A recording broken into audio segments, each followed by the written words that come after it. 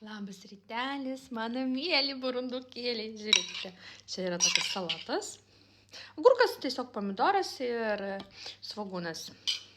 Taip, čia yra keptas kiaušinis, žuvytė ir keptas, kas čia toks, baltas brokolis.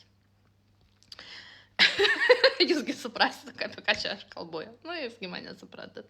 Black and white. Na, jūsų, ponia, video ir ne kažką. Ar geras video, ar blogas, aš jums tai papasakosiu, kaip reikia spręsti.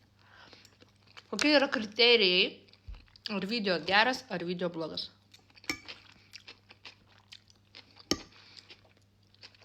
Ir tiesa, jūs kai pasirenkat kažkokį influencerį savo reklamą, jūs turite žiūrėti, kiek peržiūrų surenka jo video.